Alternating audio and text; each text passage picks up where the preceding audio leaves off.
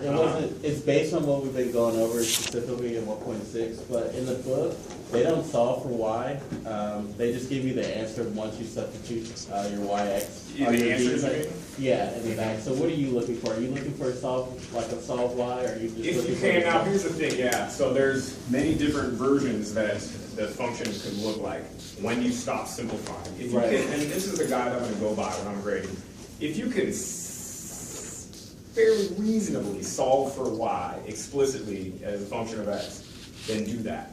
If it's nasty, I'm gonna give a lot of leeway on leaving it in an implicit form. And there's a lot of different types of implicit forms, you know what I mean? It depends on when you stop messing around with it. Right? Does that help? Yeah. If it's a reasonable solution, if you can solve it reasonably, I'm not gonna expect any, you know, completing the square for y and all that to get y by itself. I'm gonna be pretty lenient on it. Do you want to see like plus and minus y, or would you rather just know y squared is equal to? Because that's like, Y That's a squared, big one, yeah. yeah, you can leave it as y squared, that's an Okay. implicit equation. If you don't have an initial condition, then you can't determine which half of that implicit curve is the solution. So the most general would be the y squared equals blah, blah, blah. Right. So there'd be a top and bottom half, clearly. It wouldn't be a single function. You can't determine it unless you have initial conditions. All right, so we got 1.6, number 6.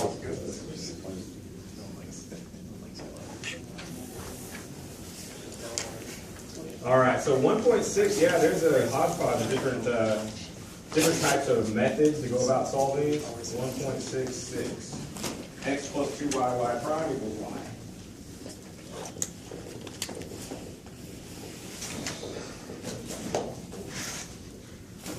Okay. All right. So from here, yeah, it's usually good. Let's see, what could we do? We don't want to distribute the y prime, but what could we do? It would be, I'm just going to write it as dy dx. I like saying the whole Leibniz notation. Equals y over x plus 2y. Is that right? right. Yeah. Yep. All right, and there's some tricky factorization. We did an example where it's sort of like, hey, see that x in the bottom? Let's factor that out of both terms, stuff like that. I'm just going to see what happens. I forgot about this problem a little bit. 2y over x. Now, when that x distributes through there, it's going to cancel out that x. I'd have one, x plus 2y down there. Yeah. So we could write this y over x times 1 over 1 plus 2, and I'm going to write that in parentheses as well, y over x. Okay, so now, yeah, we got it written as a function. This over here is just a function of, if I make a substitution, the variable y over x. So that's what you call, that's the substitution we're going to look at, call that v. Okay? Is it working? I want to get you on the light. That one's on.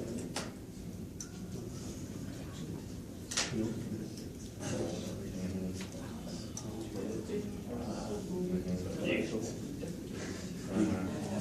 So I have to do that. All right. So let's do this substitution. I usually write it out. It's a good habit to get into. Just write this out. Now, if v equals y over x, this is just a change of variable. Y over x is a variable quantity as well. Okay. So we got to do a little bit more though, because I got to transform this dy dx. If v equals y over x, then write this the other way around. Y would be equal to x times v. Okay. So dy dx, and I would just product rule over here, do this step every time, as opposed to memorizing all these gigantic forms, you know what I mean? So take a derivative over here, derivative of the first times, and this is with respect to x, so derivative of the first times the second. Well, derivative of x is just 1 with respect to x, so I get 1 times v plus the first times the derivative of the second. So this little piece right here comes to you via the product rule for derivatives, okay? So I'm going to replace my dy dx with that, and I'm going to replace all this with v. And so those two things together allow us to successfully transform this. Dy dx becomes this.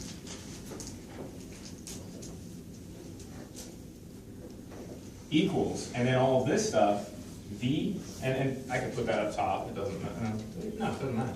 It's v times 1 over 1 plus 2v, yeah?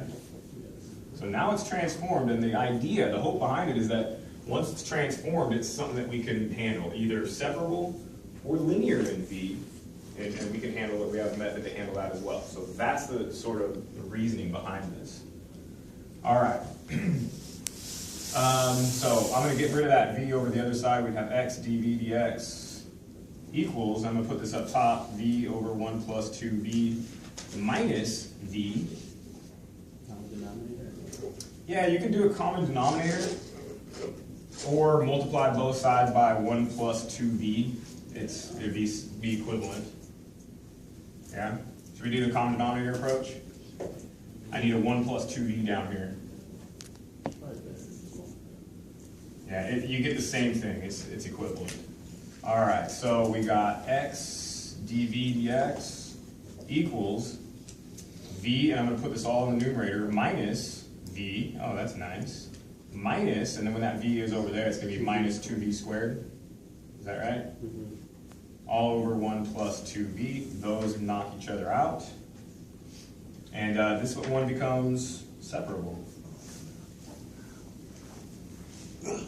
So we got negative 2v squared over 1 plus 2v. This is separable. I'm going to divide both sides by x and multiply by the reciprocal of that. Right? So you can also leave the negative 2 there, if you're all right with that. Okay, I'm going to multiply both sides by the reciprocal by just v squared, v squared down here, 1 plus 2v over v squared. And that's going to go over the other side. And we're going to have the dv. At the same time, I'm getting the dx over here. I have negative 2, but I'm dividing, that x is going to go in the denominator. That's what you get when you separate it. That's the next one. What's that? Negative 2 over x. Does it go with it? Yeah, sorry. That x is down in the denominator. Okay. You can slow that down, multiply both sides by 1 plus 2v, which, yeah, we could have done right here. Okay. Divide both sides by x, puts it down in the denominator, multiply by dx. Okay. All right, now. It doesn't. It doesn't. I just didn't want to deal with the negative when I integrate this. Okay. Oh, that's kind of weird. What can we do with this integral? Use substitution. I don't know. It would be great if it was 2v over v squared. That would just be natural log of v squared. But I got that other term. One thing you could do, since I got a single term in the denominator, divide both by that. So you got 2. And over here, that constant negative 2 comes out and integral 1 over x. Natural log, technically, natural log absolute x plus a constant. Okay. Now, I'm just going to write these. The negative. Yeah, v to the negative 2, just so you see where these come from. And this, the v would cancel out, and I'd have 2 over v. So that's going to be what? 2v to negative 1. 2v to negative 1, something like that. Okay, oops, that's an arrow. 2 on And then this is going to be negative 1 over v. What's this one going to be? 2l And 2 natural log v equals negative 2 natural log x plus c. And then here comes the question, well, hey, I've got this thing in here right now. This is implicit for v. You just substitute. If I substitute back v equals y over x, now pay attention. Sorry, that was really authoritarian. V is y over x, but it's 1 over that. So I'm just going to flip that around to be x over y. 2 natural log, and this y over x equals negative 2 natural log x plus c. Now, in this case, try as you might. It doesn't matter how long you give yourself, you will not be able to isolate y and solve it explicitly as a function of x. Why is that? Because by doing the e function to get rid of the natural log, you're going to get another e to the x over y. It's like that game of whack-a-mole that you play at Chuck E. Cheese. you could hit you hit one mole, another one pops up, right? You hit that one, another one pops up. Now, if you try and solve for this y, you have this y inside the argument of the natural log. Okay. Conversely, if you try and solve for this y, you got to use the exponential function to get that. Then all of a sudden, if you had that over the other side, you'd raise e to the negative x over y. You can get this y alone, but then you'd have e to the negative x over y up there. You cannot get those together. They're like alternate realities. Can you combine the two natural logs into the same size? Oh, yeah. You could also, You could do natural log y and then minus Natural log. 2 natural log. oh, right. If we assume that y over x is positive, yeah. If you assume that y over x is greater than 0, so in other words, if both x and y are positive or both x and y are negative, if you look at I think I did it, if you look at a slope field for this, look at a slope field for that, both x and y have to be either be both positive, so first quadrant, or both x and y have to be negative, second quadrant, or third quadrant. So yeah, you can jiggle, you could play around with this a little bit. Oh, are you saying if you basically?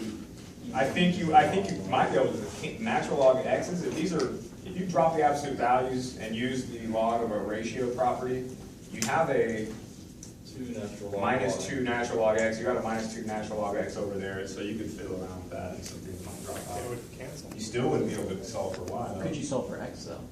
Oh. Well, not if they both drop out. Yes. Well, because if you get Yeah, natural you can get those log x's, yeah, yeah. so you can solve it in terms of x, just but not y. Maybe not, yeah. That might be the case. We're trying to make the center easier to work with. Then the original? The original has y by itself. This one does? Wait, this original this? Yeah. Oh yeah, but this isn't the solution to the equation. There's still y prime in here. That's unknown. What function y makes x plus 2y times its derivative equal the original function? So this is unsolved. And plus, it's even though I see y by itself over there, the solution shouldn't depend on itself. The solution for y is its own derivative times x plus 2y. Well, I don't know anything more about y. If y is an unknown, then so is its derivative.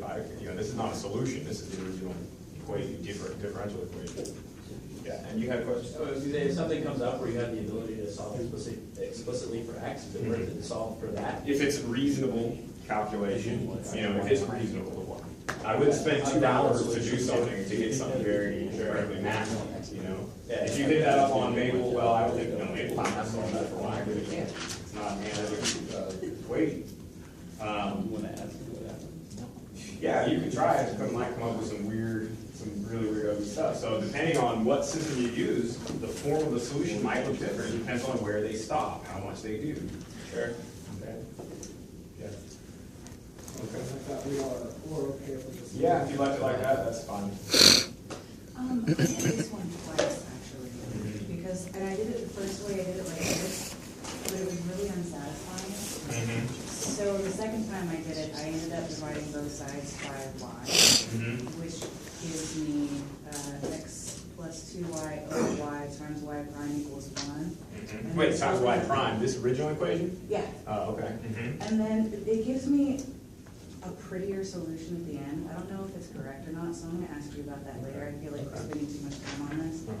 But So this is what a do you good- think about starting that way? What do you think? Oh, about doing what did you say? Did you say distributing that? Or No, dividing both sides by y. So you Oh, this get- and this? Dividing numerator and denominator by y? No, before, the Oh. very first step, Uh-huh. divide both sides by y. Okay, So okay. you end up with y prime Mhm. times the x plus 2y over y Mhm. equals 1. And then that one you can break apart that coefficient for y prime Mhm. and make it a little bit prettier. That's actually smart. Yeah, it might, One of them is 1 over b. Yeah, exactly. Then when you put it to the other side, it Then you becomes put b. it to the other side, yeah, exactly. Yeah. One of them is 2 and one of them is x over y. and you factor, then what'd you do when it's still on this side though? Just multiply one by the reciprocal and you end up with the reciprocal on the other side, y prime equals the reciprocal of that. Of But this? yeah, you Which can is break it y down a over, little bit. y over x plus 2y. Oh, but you can No, break no, it but up you can across the break it plus up. and minus You on can the left do- side. because- it's a common Oh, okay, denominator. so y prime times x over y plus Plus two. 2 Yeah. equals 1, And then you okay? multiply that by the reciprocal, so that ends up being v plus 1/2. Y prime equals v plus 1/2. Careful, You Yeah. can't, careful. Did you divide by this, x over y plus 2? Yeah, Okay. X Oh, over okay, that's where y. I Did- And messed did you switch the x and y right there? yeah. Oh, yeah, that's not quite right. That's If not I do, bad, yeah, is it? that's not the same, it's because it has multiple terms, I Yeah. can't flip both of them Okay, as a sum. yeah, yeah. As soon as I Reciprocal of said a it out sum loud, is yeah. not equal to the sum of the reciprocal. Okay. So you can't say it's, you couldn't make that a 1/2, that x over y plus 1/2. One thing you might try this way is, there's no reason why we have to say v is y over x. Maybe you try it by saying, hey, let v equal x over y. What? Why not? They come up with this, I don't know, 'cause they that's come the up with this only way that to v do it. equals y over x, that's a change of variables. so Try saying v equals x over y. This is a function over here of x over y, you only see it once. Sure. 1 over v plus 2. If you could get, and you gotta transform the dy dx as well. Oh. Try that. How do you convert, how would you transform the dy dx, just by putting it on the other side and make it the inverse? V equals x over y, so it'd be Well, I like. know what I'm All right, doing so we're this done. afternoon. Done. I'm redoing all Well, the homework. I just wanted to note that you can solve it for y. It's a piecewise function, but you can solve it for y What about, or x. what if you said that, can you define, because you're using the, This is oh, right, this is, you can say dx over dy, but I don't know, and then this would be v plus 2, where v equals x over y, and if you multiply this, you get x equals y times v, and dx dy, all I did was invert this equation. Dx dy would be the derivative of this with respect to y. So derivative first with respect to y times the second is v plus y dv dy. If that helps you out, it might. And then replace dx dy with that. So instead of just forcing it to have to be y over x, try it. could you say that v is equal to x over y plus 2? And then get rid of the whole 2 as well? Because there's the 2 X will go away plus when you one divide third. them. Where at? Like where you're saying, so you made the substitution. Oh, this whole thing? X over y plus 2 is equal to v. Yeah, but this isn't appreciably any harder. What do you say? This isn't appreciably hard, isn't harder. Yeah, I guess you're to right. integrate. Yeah, it's just a constant there, but yeah, I mean, if you wanna absorb that too, yeah. All right, anything else? If you'll. I mean, it's just kind of a secondary thing. It's a little off of this. So I solved for, I was just doing this just in my class. I solved for x and then I plugged x back into the y prime.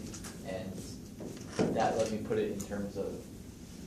You solve this for x? Yeah, You did yeah, it. so yeah, I took the negative x over y plus 2 natural log y minus 2ln.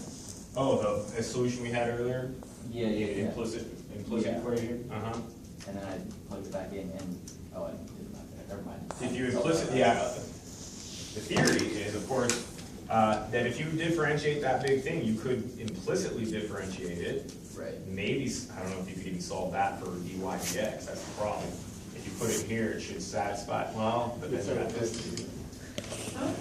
Anyway, it was pretty ugly. But look at this, I got v's on both sides. This cancels out. Y dv dy equals 2. The problem is you'd be solving this, x would be, all of a sudden you're flipping it, you'd be solving this for x ultimately, which I think we decided the other one might be able to be solved for x. It can. Try it. Yeah. Yeah, try it. Worst thing that you could do is run into a wall. But you know, you're not gonna break differential equations by trying something that we didn't do. Right. Yeah, trying to do it. Yeah. Okay. All right. There's more layers, and I thought that we're last time we were talking about population models, and we talked about one, you know, if we assumed a, what was it, a constant birth rate and death rate. That's where we were at last. Yeah, in section 2.1.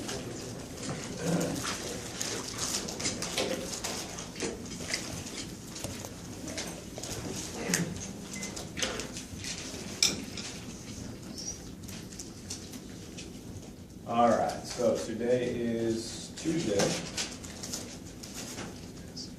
Tuesday the 15th, tax day. Payday for some people. All right. Tax day for all of us, payday for the IRS. All right.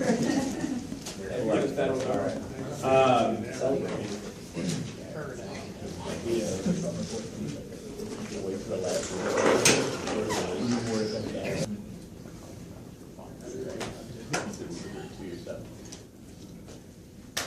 So we called birth rate and death rate.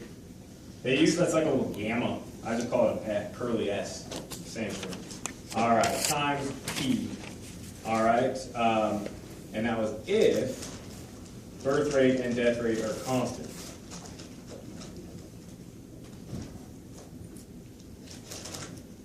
Oops.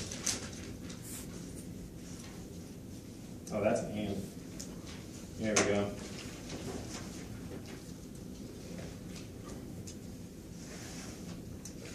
Okay, and we saw that that gave us, well, that's a constant. We got Kp, and we could find a solution of that. That's a pretty simple differential equation, okay? This is what we call the law of natural growth. Sometimes called the law of uninhibited growth, because it says the larger the population is, the larger the growth rate of that population. And the solution to this, very simple to show, is the exponential function, right? All right, so it predicts unbounded population growth, okay? Which, maybe for some things is realistic, but it's not going to be realistic for a lot of models, especially population models, okay? So today we're going to look at, I think I mentioned it last time, suppose that that's not constant, the birth rate.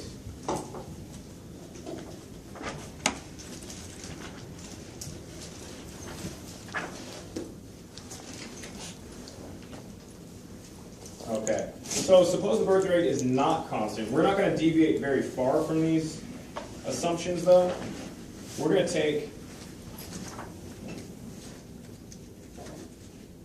just a simple one, that the birth rate as a function of time is not just B naught, that's the initial birth rate at time 0, but say that the birth rate is decreasing.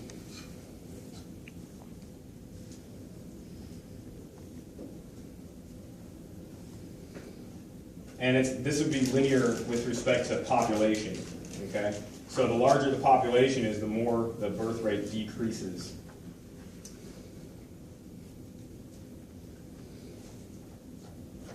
So assume that the birth rate is linearly decreasing with the population, okay?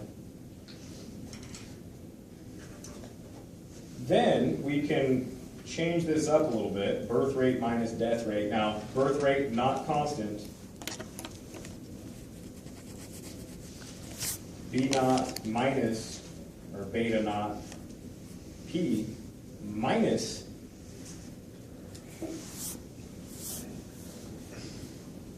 okay, that would be our model. Now what we're going to do is sort of absorb it. Instead of memorize what each of these constants represent, we're going to, whenever we can, absorb constants and say, okay, that's just going to be a constant property. And we're going to see what model, where this leads us. Now, one thing I'm going to do is I'm going to do some distribution. Okay, imagine the, I can distribute and B beta naught minus S naught times P minus, and if I distributed the P to that term, it would be minus beta 1, beta sub 1 p squared. Okay. Again, collect any, though that's a constant, call that A. And beta 1, well, whatever, call it a different constant, p squared. So we're just simplifying this.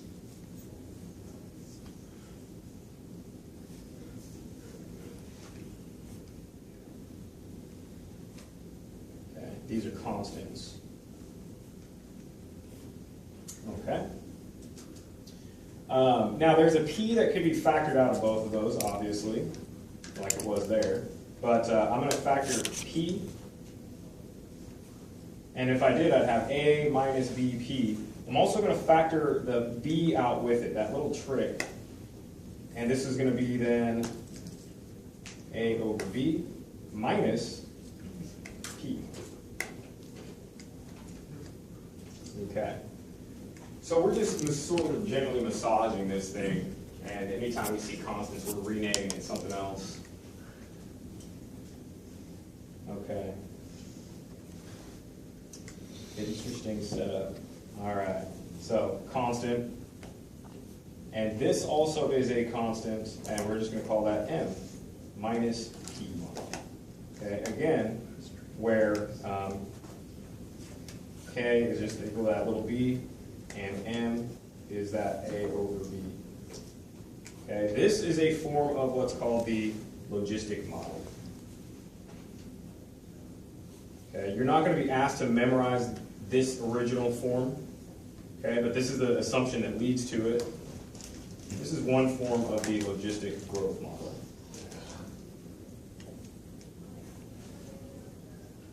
Okay. So one thing to notice about the basic model that we started with last time, it was just proportional. Growth rate is proportional to population. So basically there's just a p to the first, proportional to population. This one involves a p squared term. It's a little more complicated. The birth rate is not just dependent on the population at any time, but also the square of the population. There's some coefficients in front of that of proportionality. Okay? So let's look at, I want to look at an example. We'll start on the page. Not going too much. You wanted that last section up there for one more second? Oh, yeah. Trying to figure out your how So what does M represent? Oh, we'll see. Yeah. It does represent something, and something important. Yeah, and we'll talk about it first with an example, and then we're going to talk about the general solution. Okay, so you say we don't need to memorize the initial thing, but it seems like until you say otherwise, understanding that M is a product, you know, a step standing for A and B, which are standings for something else, keeping all those steps in mind seems important until we learn also otherwise. Kind of. Yeah. This M is more important than the original. But basically, you could just know that this is under the assumption that, oh, we're leaving the death rate constant, but assuming that the birth rate decreases with the population, which, you know, the book talks about a little bit. They say, okay, that's reasonable. If you look at what's happening with humans, for instance, in China, they force you to have less children. You know, so the birth rate is much lower than it is in less populated countries. The birth rate as a percentage of the population. Okay, so that's just the assumption that goes into it. Okay. All right. So let's look at an example. And this is number 21 in the book.